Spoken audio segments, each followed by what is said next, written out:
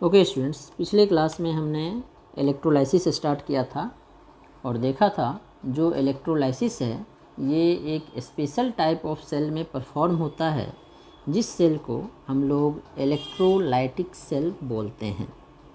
Electrolytic cell वो cell होता है जो इलेक्ट्रिकल एनर्जी को केमिकल एनर्जी में कन्वर्ट करता है। मतलब इलेक्ट्रोलाइटिक सेल में हम लोग करंट पास करेंगे और उस करंट से कोई नया सब्सटेंस बनेगा।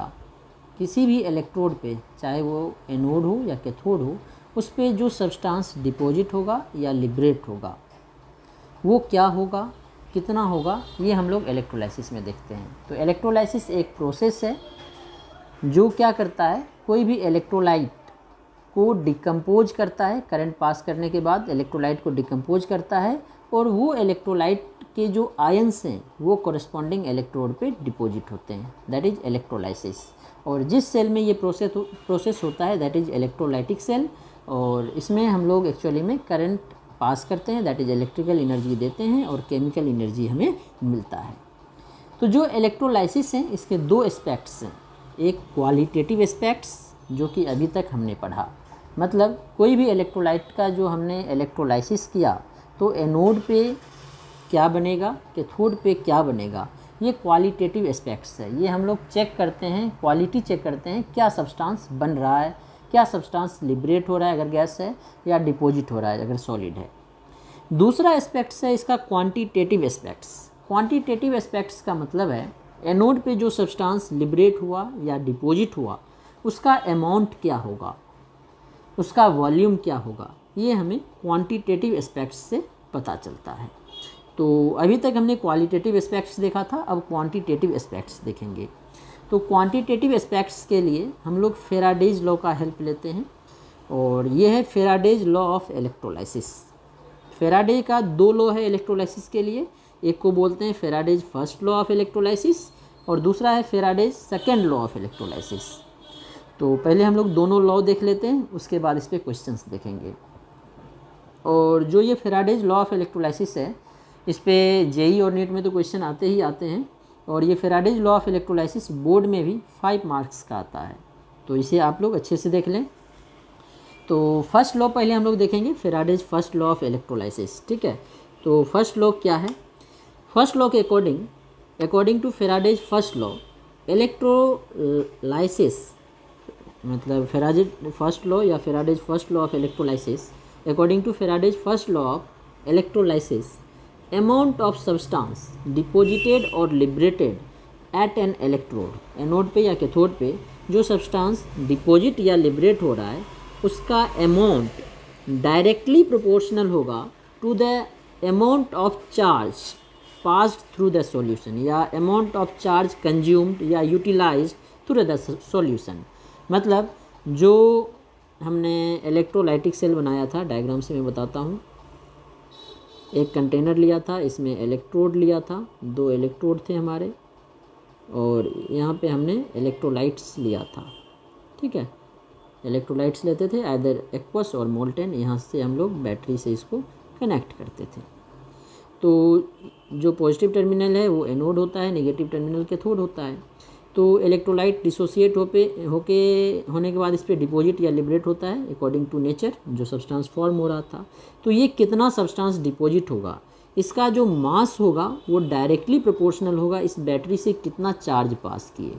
चार्ज क्या होता है? करंट इनटू टाइम, मतलब जो करंट हम लोग पास कर रहे हैं कितना टाइम के लिए पास कर रहे हैं उस पर डिपेंड करता है। मतलब W is directly proportional to Q। W जो है वेट है जो सब्सटेंस डिपॉजिट या लिबरेट हो रहा है, W इज वेट या मास बोल सकते हैं, मास ऑफ सब्सटेंस डिपॉजिटेड और लिबरेटेड। और जो Q है ये है चार्ज, और ये जो चार्ज हम लोग ले रहे हैं कूलॉम में ले रहे हैं, मतलब यहाँ से जो बैटरी से हम लोग पास कर रहे हैं चार्ज, मतलब करंट इनटू टाइम।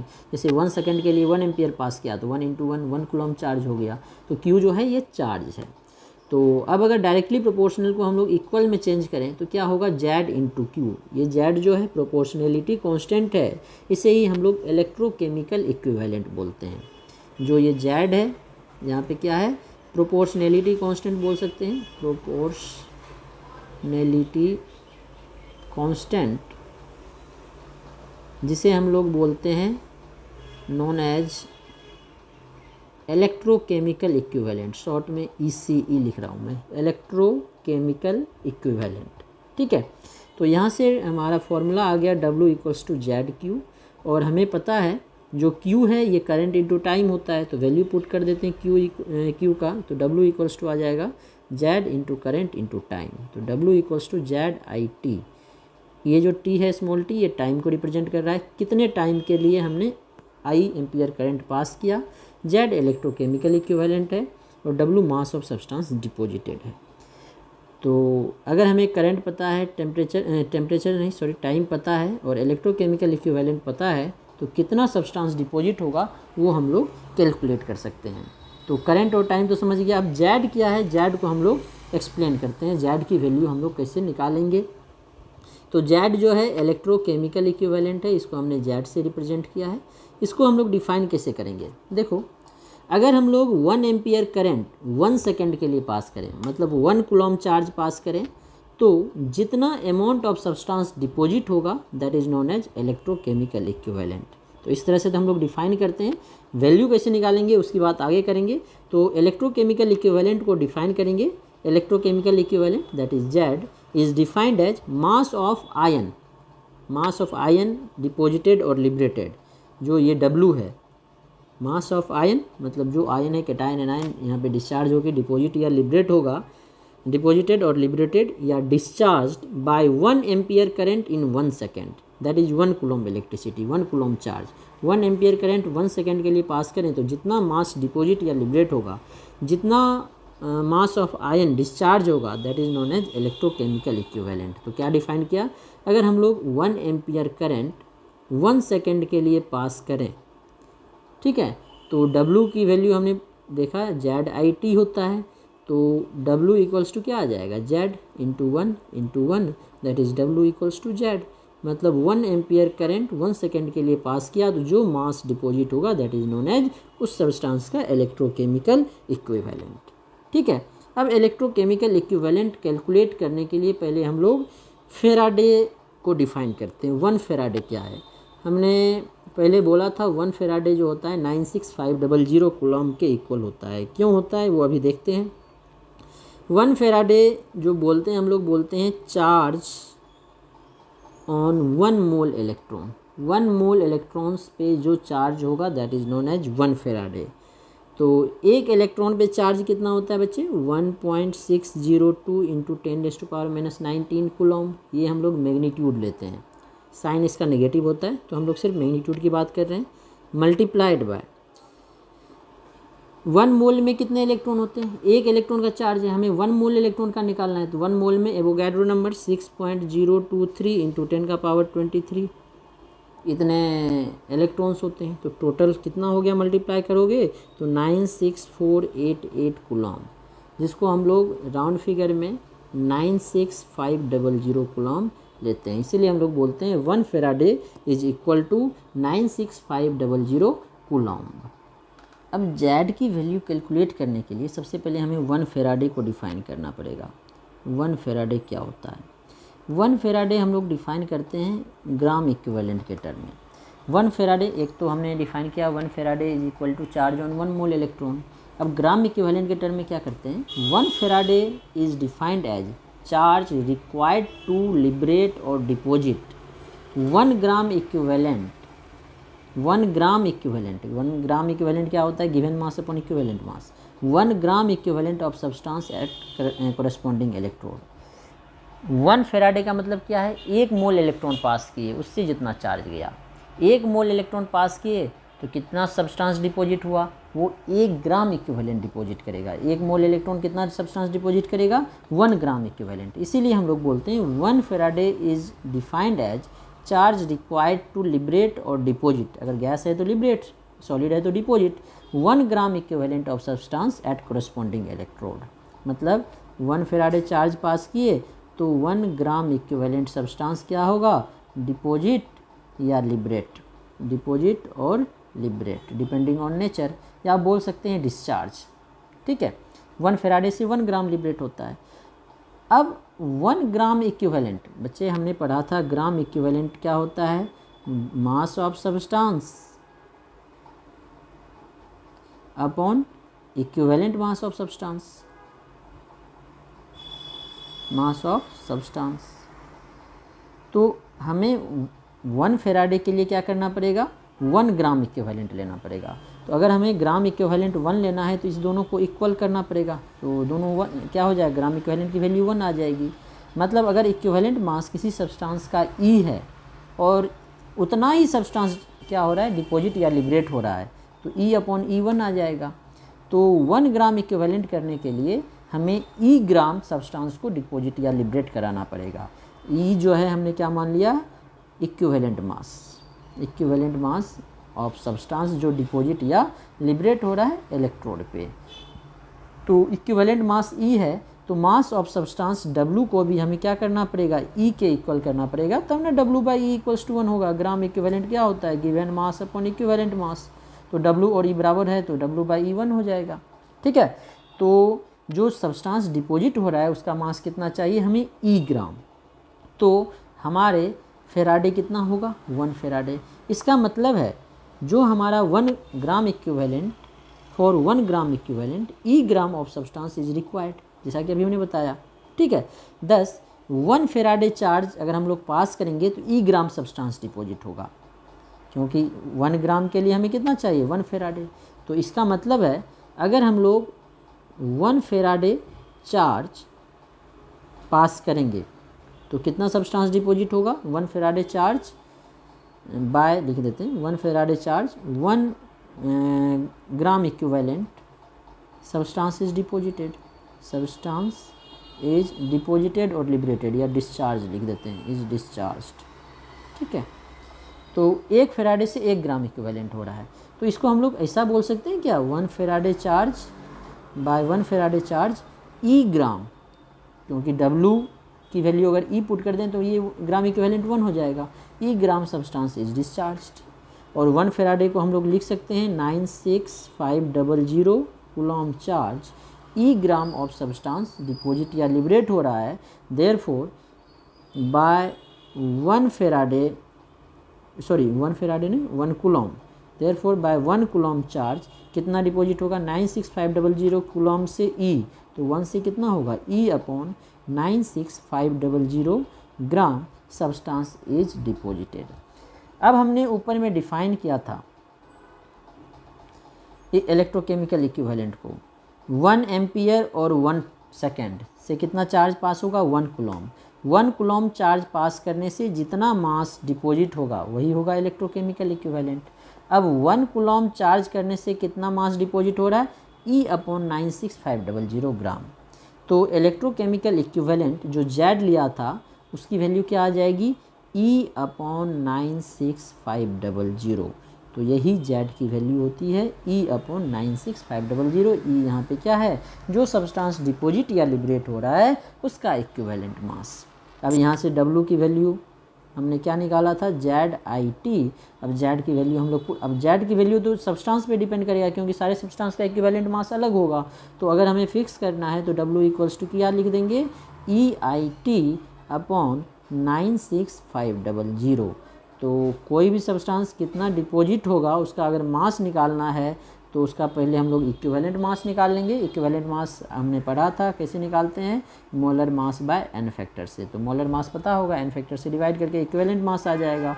उससे कितना करंट पास किया है, कितने सेकंड के लिए पास करें, टाइम हमेशा सेकंड में लेंगे, अपॉन 96500। तो मास ऑफ सब्सटेंस डिपॉजिटेड और लिबरेटेड कैलकुलेट हो जाएगा। तो यही है हमारा Faraday's first law of electrolysis. अब इसके बाद हम लोग देखते हैं Faraday's second law of electrolysis. अब हम लोग देखते हैं Faraday's second law of electrolysis. First law हमने देख लिया, W = ZIT, that is W = EIT/96500। अब जो Faraday's second law of electrolysis है ये सिमिलर है जो हमने लॉ ऑफ ग्राम इक्विवेलेंस पढ़ा था। Gram equivalent of each term of reactant and product is equal to each other. Gram equivalent क्या होता है, W/E। तो W/E ईच टर्म का इक्वल होगा। सेकेंड लॉ ऑफ इलेक्ट्रोलाइसिस से भी सेम आता है। तो पहले स्टेटमेंट देखते हैं सेकेंड लॉ ऑफ इलेक्ट्रोलाइसिस का। When same quantity of electricity is passed through different electrolyte connected in series, same amount of electricity, मतलब Q का अमाउंट सेम रखेंगे, जो करंट है वो सेम पास करेंगे सारे कंटेनर से जो सीरीज में लगे होंगे सेम टाइम के लिए। जैसे कंटेनर में बना के दिखाता हूँ, जैसे 2 कंटेनर बना लेते हैं, ऐसे करता हूँ मैं, एक एक लाइन से बनाता हूँ। एक कंटेनर इधर बना लेते हैं, दूसरा कंटेनर इधर बना लेते हैं, ठीक है। 2 कंटेनर है, दोनों में 2-2 इलेक्ट्रोड है, ठीक है। इसमें इलेक्ट्रोलाइट है, इसमें भी इलेक्ट्रोलाइट है और 2 इलेक्ट्रोड है, ठीक है। सॉरी, 2 इलेक्ट्रोड निकालते हैं, 1 इलेक्ट्रोड और 2 इलेक्ट्रोड। इसको सीरीज में लगाने का मतलब है इसके कैथोड से इसका एनोड, और इसका एनोड जो है बैटरी के पॉजिटिव टर्मिनल से, और इसका कैथोड जो है बैटरी के नेगेटिव टर्मिनल से लगेगा, ठीक है। तो इसको मान लो A, इसको मान लो B, इसको मान लो C, इसको मान लो D। मतलब सबका ग्राम इक्विवेलेंट इक्वल होगा। Mass of A upon equivalent mass of A equals to mass of B upon equivalent mass of B equals to mass of C upon equivalent mass of C equals to mass of D upon equivalent mass of D। यही था law of equivalence. तो यहाँ पे भी वही है। ये कब होगा? जब सेम करंट पास की, सबसे सेम करंट पास करेंगे सारे से फॉर सेम टाइम। तो वही लिखा, when same quantity of electricity is pass through different electrolytes connected in series, जिसको सीरीज में कनेक्ट किया है, the mass of different substance produced at the electrodes are proportional to their chemical equivalent weight. मतलब जो, अब ये तो equation derive करके आएगा, अब ये कैसे आएगा? तो same quantity of electricity pass की है तो W is directly proportional to E, जो मास है वो डायरेक्टली प्रोपोर्शनल होगा इक्विवेलेंट वेट के। यही है second law of electrolysis. Second law of electrolysis से यही आता है, W is directly proportional to E। तो W इक्वल्स टू यहाँ पे क्या आ जाएगा? K into E। जो K है ये प्रोपोर्शनलिटी कॉन्स्टेंट है, तो W बाई E का वैल्यू क्या आ जाएगा? कॉन्स्टेंट K, ठीक है। तो अब सारे से करंट पास कर रहे हैं तो K का वैल्यू सबके लिए सेम होगा। तो A के लिए क्या होगा? WA by EA। B के लिए क्या होगा? WB by EB। C के लिए क्या होगा? WC by EC। और D के लिए क्या हो जाएगा? WD upon ED। इसकी सारे की वैल्यू इक्वल होगा कांस्टेंट K के। ये सारा वैल्यू किसके इक्वल होगा? कांस्टेंट K के। अब इसको हम लोग फर्स्ट लॉ से प्रूव करेंगे, जो हमारा सेकेंड लॉ है। इसका हम लोग प्रूफ देखते हैं फ्रॉम फर्स्ट लॉ। कैसे फर्स्ट लॉ से इसको प्रूफ करते हैं? तो फर्स्ट लॉ के से हमारा क्या आया था? W equals to, direct formula लिखते हैं, EIT अपॉन 96500, यही आया था। अगर हम लोग करंट I इंटू T, जिसको हम लोग Q बोलें, इसे कांस्टेंट रखें, इज कांस्टेंट। क्यों कांस्टेंट रखेंगे? क्योंकि सेम इलेक्ट्रिसिटी पास कर रहे हैं, सारे से सारे सीरीज में कनेक्टेड है, ठीक है। तो जो हमारा IT कांस्टेंट है 96500 तो कांस्टेंट ही होगा, तो IT अपॉन 96500 कांस्टेंट आ जाएगा K, इसको हमने K लिखा है। तो बचेगा क्या? E। तो W इक्वल्स टू क्या आ गया? K into E। तो यहाँ से हम लोग इसे प्रूफ कर सकते हैं, जो सेकेंड लॉ हमारा आया हुआ है, ठीक है। अब हम लोग इस पे कुछ न्यूमेरिकल क्वेश्चन देखते हैं। तो फेराडेज लॉ ऑफ इलेक्ट्रोलाइसिस पे हमने जो फर्स्ट क्वेश्चन लिया है, ये नीट 2016 में आया हुआ है। क्वेश्चन है, ड्यूरिंग इलेक्ट्रोलाइसिस ऑफ मोल्टेन मतलब इसमें वाटर नहीं है, sodium chloride NaCl at the time required, मतलब T की वैल्यू पूछा गया, T क्या होगा?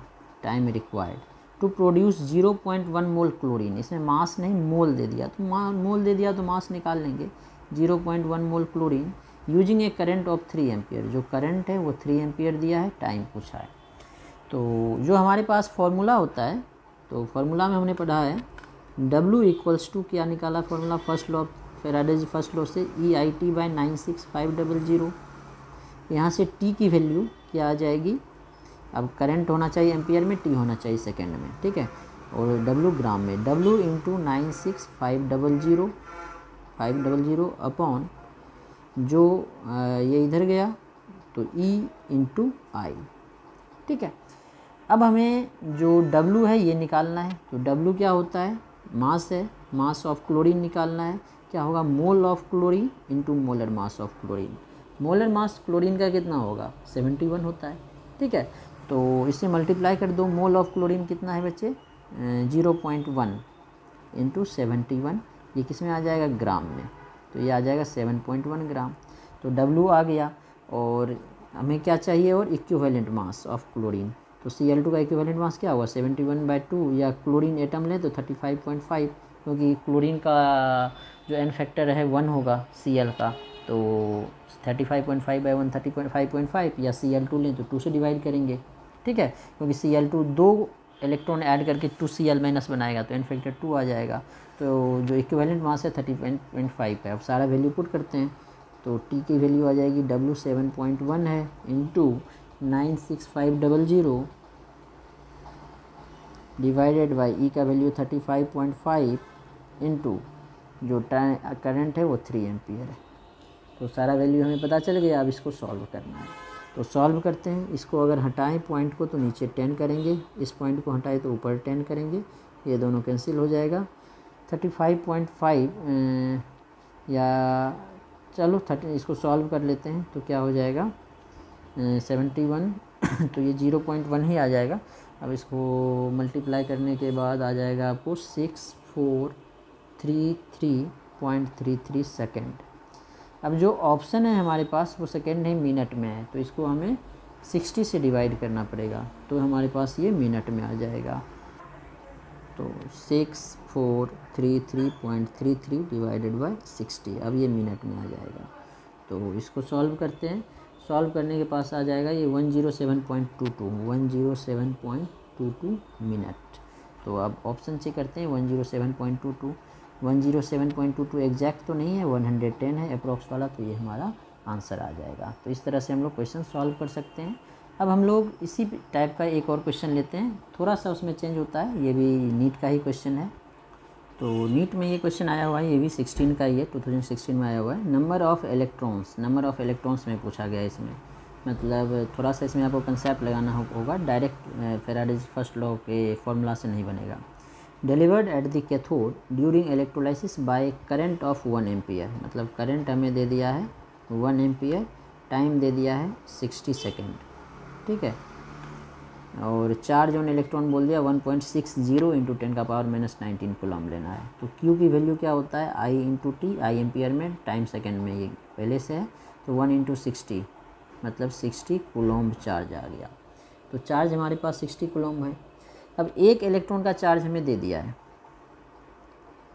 चार्ज ऑन वन इलेक्ट्रॉन हमें दिया है 1.60 10⁻⁻19 कूलम, क्वेश्चन में गिवन है।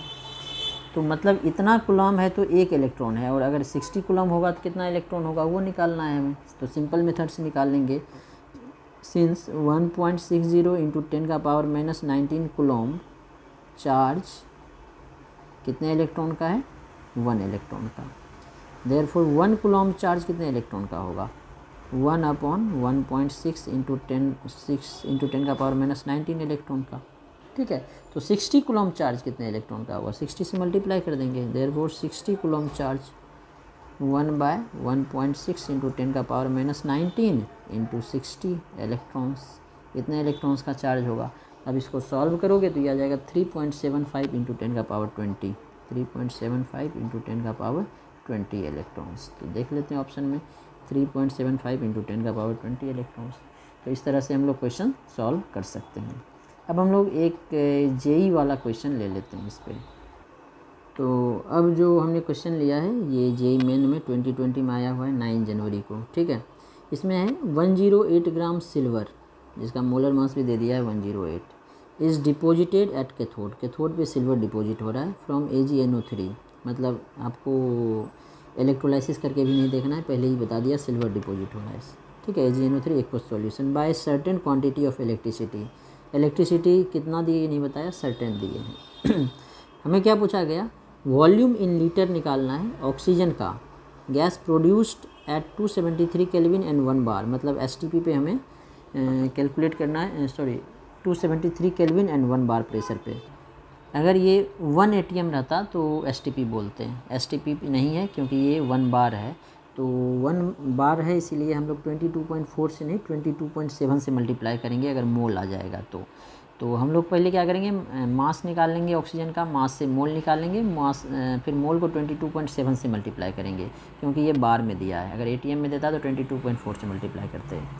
From water by same quantity of electricity, same quantity of electricity pass किया, मतलब फेराडे सेकेंड लॉ लगा सकते हैं। तो फेराडे सेकेंड लॉ के अकॉर्डिंग क्या है, जो पहले mass of silver divided by mass of equivalent mass, W/E होता है, mass of silver upon equivalent mass of silver equal होगा mass of oxygen upon equivalent mass of oxygen.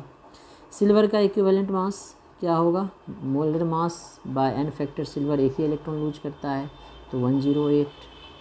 Oxygen का तो क्या होता है 16/2, तो ये आ जाएगा 8। या O2 लोगे तो O2 का तो फिर 32, O2 4 इलेक्ट्रॉन लूज करता है 32/4, तो 8 ही आएगा। दोनों केस में सेम ही आता है, इक्विवेलेंट मास हमेशा कांस्टेंट रहता है क्योंकि O2 4 के से लूज करता है, हमने देखा था H2O वाले केस में OH-4 इलेक्ट्रॉन लूज करके O2 देता था, ठीक है।